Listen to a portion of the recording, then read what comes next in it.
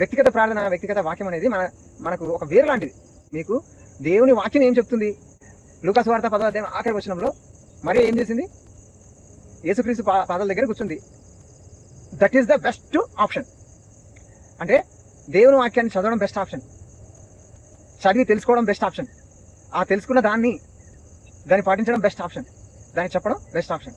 అయితే worst option ఏంటి అంటే దేవుని పాదాల దగ్గర కూర్చొని నేర్చుకొని చేసి చెప్పిన వాళ్ళ మాటలు ఎవరైతే వింటున్నారో that is the very very worst option. ఇప్పుడు నువ్వు ఒక సోఫా కింద నువ్వు మోకాల మీద కూర్చొని సోఫా పైన నువ్వు బైబిల్ పెట్టేసావంటే యేసుక్రీస్తు ప్రభుని పాదాల దగ్గర నువ్వు కూర్చున్నట్టే. అంటే ఆ సోఫాలో యేసుక్రీస్తు ప్రభు బైబిల్ ఉందంటే ఆయన కూర్చున్నట్టే. ఇంకా you have to read Bible. ఇంకా అంటే నువ్వు వాక్యాన్ని చదవడమే.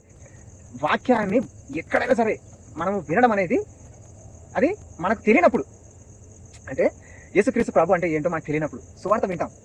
బైబిల్ ఎలా చదవాలో తెలియనప్పుడు ఎలా చదవాలి అని వింటాం. ప్రార్థన చేయడానికి మనకు రాదు, ఎలా చేయాలో వింటాం. తర్వాత దేవుని సువార్తను ఎలా ప్రకటించాలో మనకు తెలియదు, ఎలా ప్రకటించాలో వింటాం.